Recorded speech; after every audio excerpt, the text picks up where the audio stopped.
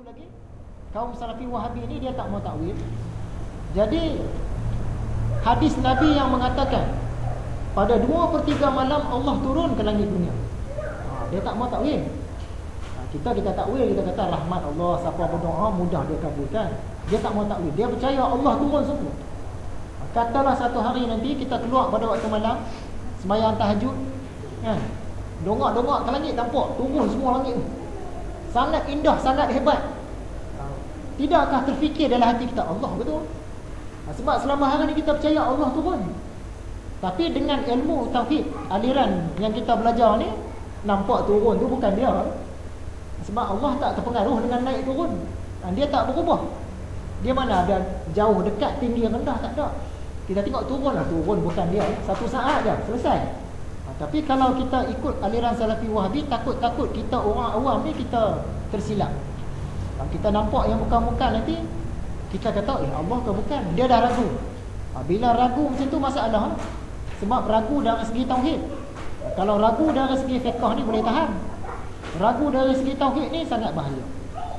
Sebab golongan Salafi Wahabi ni dia tak mau takwil dan dia percaya Allah di langit.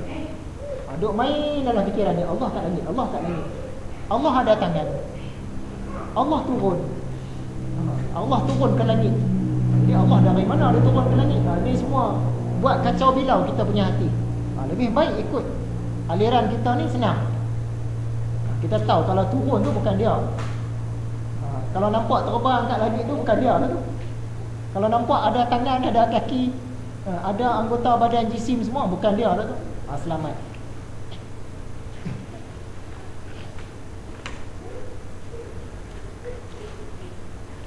Selagi kita boleh bayangkan yang tu bukan Allah. Kalau kita cuba bayangkan Allah ni rupa dia macam ni kot, yang tu bukan lah. Sebab tak tercapai akal fikiran kita nak bayang. Apa sahaja yang kita boleh bayang, yang tu bukan zat Allah. Allah langsung tak boleh dibayangkan kerana tak sampai kemampuan manusia nak membayangkan dia. Kata Imam Al-Ghazali, bahawa dia tidak dengan tubuh yang merupakan. Allah ni dia tidak bertubuh. Yang bertubuh ni makhluk. Allah tak ada rupa. Yang ada rupa ni makhluk. Tidak jauhar. Yang ni yang kita nak sentuh. Dalam pelajaran yang lepas ada beberapa ayat perkataan Imam Al-Ghazali yang saya kata minggu ni kita nak sentuh. Salah satu dia ayat ni lah. Allah tidak jauhar. Jauhar ni apa benda? Sekali kita kupas.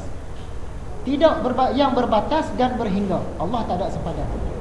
Maksudnya Allah tidak ada rupa, tidak ada tepi, tidak ada sempadan. Yang ada rupa, yang ada tepi, ada sempadan, yang tu makhluk. Dia tidak menyerupai dengan segala tubuh. Tidak pada kira-kiraan dan tidak pada dapat dibahagi-bahagikan. Tidaklah dia itu jauhar. Ni kita nak sentuh sekali. Dan tidaklah dia ditempati oleh jauhar-jauhar. Apa benda jauhar ni? Nanti. Satu lagi ayat kita nak sentuh. Tidaklah dia itu arad. Arad ni apa pula?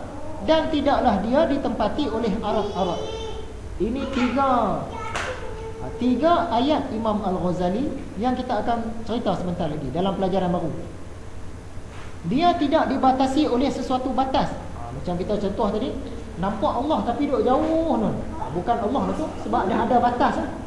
Mana pula Allah jauh? Ataupun dia kata nampak Allah dekat sini. Mana pula Allah ada dekat pula? Dia tidak dilampaui oleh batas dan tidak mengandung sesuatu jurusan. Dia tu tidak berarah dan dalam zat dia tu pun tak ada arah. Nanti orang gambar pula zat Allah ni bulat ke dalam dia ada tengah tepi, tu pun bukan. Tidak diliputi oleh pihak. Dia tak ada posisi. Kanan, kiri, atas, bawah, depan, belakang, dalam, luar. Yang tu bukan Allah. Maksudnya Allah tidak dipengaruhi tempat, ruang, langit bumi, atas bawah, arah, posisi dan sebagainya. Dia beristiwa, bersemayam di atas arasy menurut firman-Nya. Tentang istiwa ni panjang juga perbahasan dia, pelajaran yang akan datang juga. Dan menurut erti yang dikehendakinya. Sebab ada sebahagian kaum Salafi Wahabi, bukan semua, sebahagian, bila kata Allah beristiwa di atas arasy ni, dia duk bayang macam buku di atas meja ni. Macam tu. Ataupun cawan di atas meja. Kita Allah macam tu lah keadaan di atas arasy. Bila bayang macam tu habis rosak. Kan? Tu bahasan dia tu panjang. Menurut erti yang dikehendakinya, istiwa yang suci dari tersentuh dengan sesuatu. Jadi zat Allah dengan makhluk dia tak bersentuh. Suci dari tetap dan tenang, suci dari mengambil tempat dan berpindah. Maksudnya, keadaan sebenar ataupun kaifiat zat Allah langsung tidak dapat kita ketahui. Kita cuma dapat tahu apa yang layak bagi Allah dan apa yang tidak layak bagi dia. Zat Allah tidak bersentuh dengan apa jua pun. Allah juga tidak berpindah-pindah. Golongan yang anti dengan pelajaran sifat 20, dia kata pelajaran sifat 20, sifat 13 ni bicara tentang zat Allah, sedangkan Nabi Muhammad dah larang. Allah dah larang jangan bicara tentang zat dia. Sebenarnya mereka salah faham. Pelajaran sifat 20 dia bukan bicara tentang zat Allah. Zat Allah tu kita tak boleh nak bicara, tak tahu macam mana. Kita bicara apa yang layak dan apa yang tak layak bagi dia. Contoh macam ni. Saudara Hafiz kita ni, kalau kita bicara tentang zat, kita cerita tentang diri dia. Kulit dia tu macam mana, warna apa, ada bulu roma ke, ada janggut ke. Itu cerita tentang zat. Tapi sekarang kita bukan cerita tentang zat, kita cerita tentang apa yang layak bagi dia. Contoh, Hafiz ni dah tentu hidup di dunia, tak hidup di angkasa lepas. Mustahil dia duduk di angkasa lepas sebab tak ada udara. Dah tentu dia duduk di dunia. Yang tu. Jadi kita bicara zat Allah macam tu lah, bukan bicara zat Allah, bicara tentang apa yang layak, apa yang tak layak bagi Allah. Contoh kita kata Allah ni mendengar. Mustahil Allah tak dengar. Kalau dia tak dengar, lemah lah dia.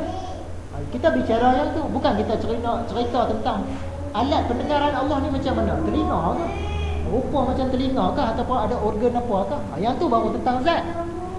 Cerita tentang zat memang tak dibenarkan. Tapi sifat 20 dia cerita apa yang layak dan apa yang tak layak bagi Allah. Yang tu sebenarnya. Bukan kita lawan firman Allah atau lawan perintah Nabi, kononnya kata jangan bicara tentang zat Allah. Tak, kita memang tak bicara zat Allah. Tak sampai untuk makhluk bicara tentang zat Allah.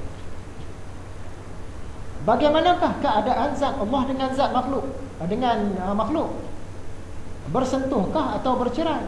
Bersekutukah atau terpisah? Tuhan dengan kita ni bersentuh ke tak? Ataupun terpisah? Ini persoalan yang rumit. Jadi ulama-ulama bagi jawapan, tidak bersentuh, tidak bercerai. Nak kata bersentuh pun tidak, bercerai pun tidak. Kaifiat dia tak tahu macam mana. Punya hebatnya sampai kepada fikiran kita untuk fikir, tak sampai kepada kalam kita untuk bagi tahu, tak sampai kepada badan kita untuk bagi isyarat. Macam mana Allah dengan kita ni? Allah dengan kita ni bersentuh ke ataupun terpisah? Bersentuh pun tidak, terpisah pun tidak. Macam mana tu? Tak sampai fikiran kita. Tu keadaan dia. Tidak bersekutu, tidak bercerai. Jadi kalau orang tanya, zat Allah dengan kita ni bersekutukah bercerai? Tidak bersekutu, tidak bercerai. Keadaan dia tidak mampu untuk kita ketahui. Bila kita dah kata tidak bersekutu, tidak bercerai, ada satu persoalan. Saya tanya minggu ini, minggu depan saya bagi jawapan. Tapi nak tunggu minggu depan payah pula, nanti balik rumah terfikir-fikir. Saya tanya, saya bagi soalan, saya jawab terus senang. Tak boleh terfikir sekali ni, merewang bahaya. Kadang-kadang orang tua-tua tanya, kita lastik burung. Lastik burung kena burung. Burung jatuh. Persoalan dia, kena tak Allah?